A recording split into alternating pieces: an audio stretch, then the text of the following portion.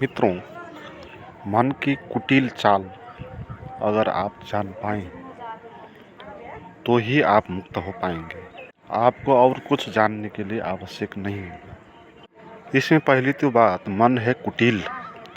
कुटिल का अर्थ होता है जिसके दो दांत होते हैं, एक दिखाने वाले दांत, एक चबाने वाले दांत। जो बाहर अच्छा दिखाई पड़ता है, अच्छी अच्छी बात कर लेता है, मगर जिसका उद्देश्य गलत होता है,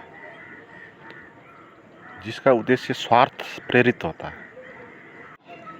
जैसे होता है नेता, वो बाहर बहुत अच्छी अच्छी बात कर लेता है, लोभ बांटता है, आश्वासन देता है, मगर भीतर उसका उद्देश्य कुछ और होता है।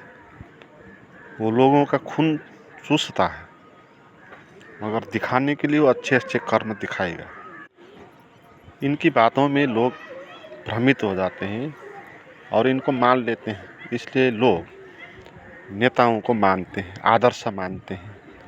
कई लोग हैं जो नेताओं के फैन हो जाते हैं, नेताओं के लिए शहीद भी हो जाते हैं, मगर उनकी कुटिलता उनको समझ में नहीं आई। इसी तरह मन की कुटिलता भी हमको समझ नहीं आती है, इसलिए हम मन को मानते हैं। हम मन पर इतना विश्वास कर लेते हैं, जैसे कोई नेता पर विश्वास कर रहा है या कोई ठग व्यापारी पर विश्वास कर लेता है। हम मन पर अनंत विश्वास कर लेते हैं, हम मन पर कभी शंका नहीं करते। मन से हम शंका करेंगे, मन से हम दूसरी चीज़ों के बारे में संदेह करेंगे, मगर मन पर कभी हम शंका नहीं करेंगे। मन जो कहता है हम उसको इतना वैल्यू देते हैं। जैसे आपके मन में कुछ विचार चला तो आप उन विचारों को इतना वैल्यू देंगे, या उससे परेशान हो जाएंगे या खुश हो जाएंगे। कुछ नहीं हुआ था, मन में कुछ विचार पैदा हुए थे, मगर उन विचारों से आप इतने प्रभावित हो जाते, तो हम मन को इतना वैल्यू देते हैं, मन में चलते हुए विचारों को इतना सत्य मानते हैं। क्यों मानते हैं?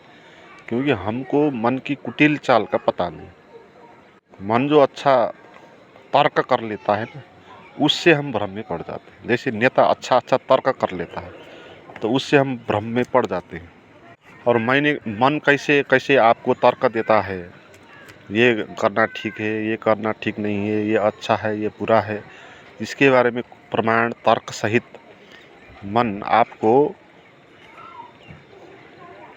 राजी करेगा उस बात को मानने के लिए। आप भी मानोगे, हाँ भाई बात तो ठीक है कहेंगे। जैसे नेता कहते हैं, उनको भाषण सुन के ताली बजाते हैं लोग, हाँ भाई बात तो ठीक है।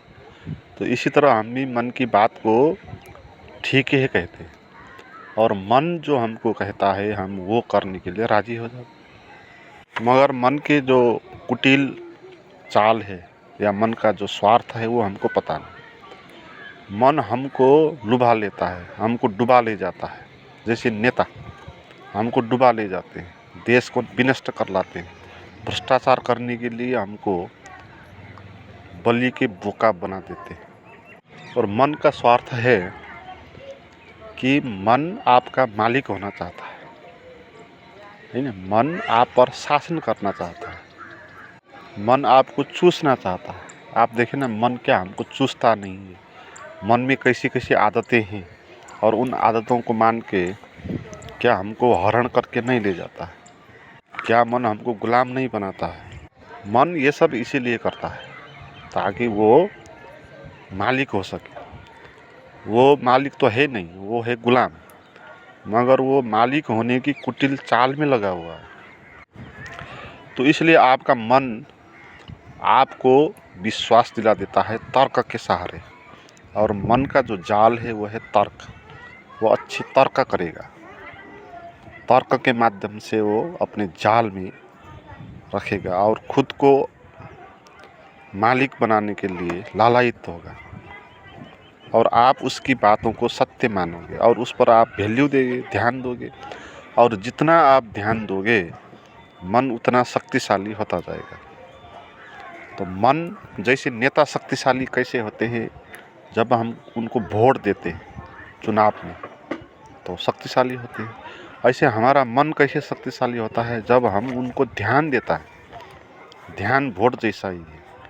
वोट में भी चुनाव होता है ना, जैसे चुनाव में आप किसी एक को वोट देकर आते हैं, ऐसे आप मन में चलते हुए विचारों में किसी एक विचारों को वोट देते हैं और उसको महत्व देते हैं और उसके पीछे पड़ जाते हैं। तो इसके कारण क्या हो जाता है, मन का भोजन हो जाता है, मन शक्तिशाली हो जाता है।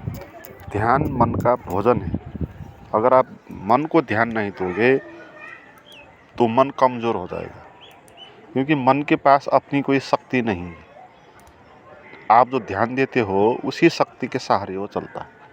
जैसे नेता होते हैं, उनकी अपनी कोई शक्ति नहीं होती है, वो आपने दी हुई शक्ति ही उसकी शक्ति है। आप जो वोट देकर आते हो उस शक्ति के कारण वो पद पर पहुंचता है।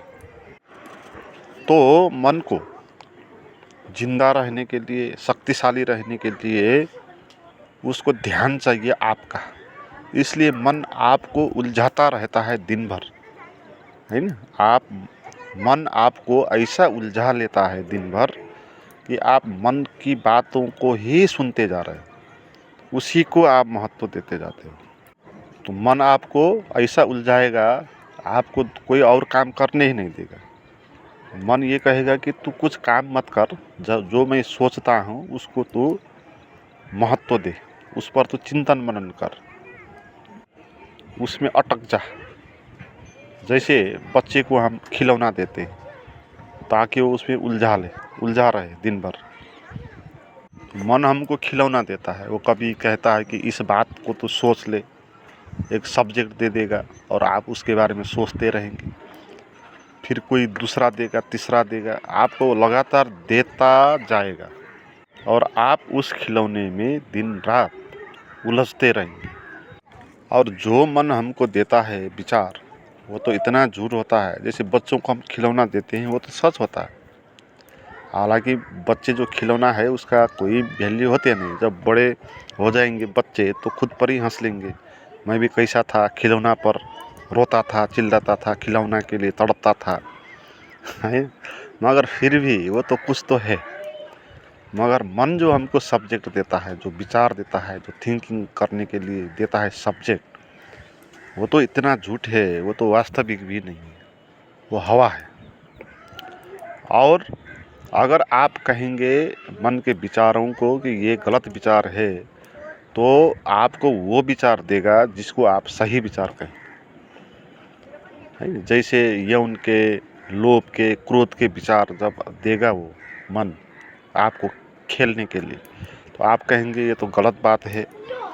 तो फिर मन कहेगा भैया तो अच्छा खिलौना देता हूँ तुमको, तो तू चिंतन मनन कर ध्यान के बारे में, तू चिंतन मनन कर भगवान के बारे में, पूजा कर, प्रार्थना कर, तो ऐसे वो खिलौना देगा। तो ये सब भी खिलौने ही है, चाहे वो भगवान के बारे में चिंतन हो, चाहे वो यौन के बारे में हो या किसी और चीज़ के बारे में हो। तो मन की ये कुटिलता है, वो बहुत चालाक है।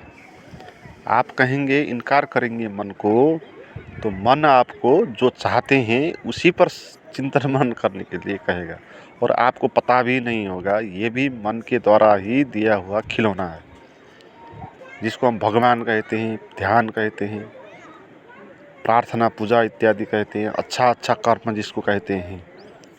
वो कर्म भी मन के द्वारा दिया हुआ खिलौना है, ताकि हम उसमें उलझे रहें। तो मन तो इतना चालाक है, आपको हम कहेंगे कि मन झूठ है तो उसको आप छोड़ दो, तो मन यहाँ तक कहेगा भाई ठीक है तू मुझे छोड़ दे, और मुझे कैसे छोड़ना है तो इसके चिंतन में लगा रहा है। मन को छोड़ना है तो कैसे छोड़ें, इस सब्जेक्ट पर तू चिंतन मनन कर, मन कहेगा, और मन आपको फिर खिलौना दे देगा, है ना। तो जो मन की ये कुटिल चाल अच्छे से समझेंगे वही मन के खिलौने से बाहर आएंगे, नहीं तो सभी लोग जीवन भर इसी मन के खिलौने में ही चिंतन मनन करते रहेंगे, उसी में पीड़ित होते रहेंगे और उसी को वैल्यू देते जाएंगे। मगर मन जितना भी कुटिल क्यों ना हो, वो है अंधा। मन अंधा है, वो देख नहीं पाता किसी भी चीज़ को, या देखता है तो धुंधला-धुंधला देखता है, या उसको टुकड़े में देखता है, पूरे चीज़ को मन देख नहीं सकता। जैसे हमारी आँख है, बाहर हम देखते हैं तो हम चीज़ों को त्रिआयामिक देख नहीं सकते। हम इधर का भाग को देखेंगे मगर पीछे के जो हिस्से हैं उसको हम देख नहीं पाएंगे। उस हिस्से को देखने जाएंगे तो इस हिस्से को फिर देख नहीं पाएंगे। तो हमारा आँख पूरा देख नहीं पाती, समग्रता को एक साथ देख नहीं सकती। और इसमें और ये बात कि आँख दूसरों को तो देखेगी मगर खुद को नहीं देखेगी, है ना। तो ये आँख की कमजोरी है। तो मन भी ऐसा ही होता है। मन भी जिस चीज़ को देखेगा उसको एक हिस्से को देखेगा, संपूर्णता को वो देखेगा नहीं। वो किस एक विचार के हिस्सों को देखेगा, या आँख बंद करके भीतर देखने का प्रयास करेंगे तो शरीर में जो पैदा हो रहा सेंसेशन है उसको वो देखेगा, उसको अनुभव करेगा। और आप अच्छे से देख लें, वो पूरा भी देख नहीं पाता है, एक हिस्से को देखता है, एक साइड को ही देख सकता है, दूसरे साइड को कभी देखेगा नहीं। इसीलिए मन होता है झूठ, उसकी आँख नहीं है, वो देख ही नहीं पाता। तो मन कभी भी परमात्मा को, साक्षी को, ध्यान को कभी देख नहीं पाता। साक्षी, ध्यान या आत्मा जिसको कहते हैं, उसको देखने के लिए आपको मन से ऊपर जाना होगा, मन को छोड़ देना होगा, है। क्योंकि मन कैसे देखेगा? मन तो जिसको देखेगा उसको या टुकड़े में देखेगा, हिस्सों में देखेगा। जैसे हम आँख बंद करके देखते हैं तो मन कहता है यहाँ पीड़ा हो रहा है, पीड़ा का वो अनुभव करेगा, मगर वो पीड़ा के पीछे सुख भी छिपा हुआ होता है, उस सुख को देखेगा नहीं। जो ऊपर आ रहा है उसी को देखेगा। मगर सुख और दुख दोनों साथ में ही होते हैं। ऊपर दुख होता तो नीचे सुख होता है, तो नीचे दुख होगा तो ऊपर सुख होगा। ये जो भी चीज़ें हैं वो समग्रता में होती हैं, एक साथ ही होती है। मगर मन सबको एक मुष्ट देखेगा नहीं। इसलिए आप जो आँख पर बंद करके देखने का प्रयास करते हैं भीतर, जो वहाँ आप अनुभव करते हैं वो अंधा आँख के देखने के कारण किया हुआ अनुभव है। वो कुछ छोर है किसी चीज़ का बहुत विराट चीज़ है, उस विराट चीज़ का एक छोटा सा शोर को आप अनुभव करते हैं। इसलिए मन कभी भी खुद को देखने के लिए राजी नहीं होगा। ये भी उसकी कुटिल चाल है, झूठ है ना। कोई भी झूठा आदमी ये नहीं चाहेगा कि उसका ढोल खुल जाए, उसकी पोल खुल जाए तो मन के भी ये ढोल है। इसलिए मन कभी भी आँख बंद करके देखने के लिए राजी नहीं होगा। इसलिए लोग जब ध्यान करते हैं वहाँ टिक नहीं पाते, वो एकदम से दूर भाग जाते हैं, क्योंकि मन उनको वहाँ जाने नहीं देता है, भीतर प्रवेश करना नहीं देता है ना। क्योंकि जब आप भीतर देखोगे मन को, कहाँ पर है मन, उसको परिपूर्णता के अनुभव में देखना चाहेंगे तो पाएंगे तो वहाँ तो मन है ही नहीं। वो तो कुछ विचारों का प्रवाह था, आप उनको उसको वैल्यू देते थे, जितना वैल्यू देते थे उतना आता था। मगर आप उससे भिन्न होकर, उसको वैल्यू नहीं देकर उसको अनुभव करना चाहते हैं तो फिर वहाँ वो बचेगा नहीं। आप वैल्यू नहीं देंगे तो होगा ही नहीं। शक्ति जैसे नेता है, आप वोट नहीं देंगे तो उसकी शक्ति ख़त्म हो जाएगी, है ना। तो एकदम से वो तो रोड में आ जाएगा। आप वोट देंगे तो कुर्सी पर बैठ जाएगा मन की भी यही हालत है। आप उसको वैल्यू देंगे, आप मन में चलते हुए विचारों को कहेंगे आहा हा कितना अच्छा विचार आया, तो उसको वोट आपने दिया, अब वो कुर्सी पर विराजमान होगा। या आप कहेंगे ये क्यों आया, ये विचार ऐसा नहीं आना चाहिए था, तो भी ये कुर्सी पर विराजमान हो जाएगा, क्योंकि आप उससे प्रभावित हो गए, उससे आप भयभीत हो गए, उसको आपने शक्तिशाली मान लिया ना। आप मन के विचारों से भयभीत हो जाते हैं तो इसका अर्थ क्या है? आप उसको बलवान बना रहे हो, खुद को कमज़ोर बना रहे हो, तो फिर वो आप पर शासन करेगा, वो कुर्सी पर विराजमान होगा। मगर आप मन को महत्व ही नहीं देंगे। आप ये कहेंगे कि जो विचार चलता है चल, नहीं चलता है तो नहीं चल। तो कुछ विचार चलेगा तो मैं न वैल्यू दूंगा, न उससे भयभीत होऊंगा, न उसको समर्थन करूंगा। मैं उससे भिन्न होकर दूरी बना के उसको देखूंगा कि क्या होता है। इस तरह जब आप बैठेंगे तो मन एकदम से रोड में आ जाएगा। जैसे कि कोई नेता को किसी ने वोट नहीं दिया और एकदम से रोड में आ जाएगा। जो उसके पास पैसे से वो भी सब खर्चा हो गए चुनाव में, अब कुर्सी भी नहीं मिली, एकदम से रोड में आ गया, कमज़ोर हो गया। अब कोई भी उसको वैल्यू देगा नहीं। अगर वो शक्ति में पहुंच जाता तो लोग उसको वैल्यू देते हैं, नमस्कार करते हैं उसको, उसके आगे पीछे लोग जाते हैं।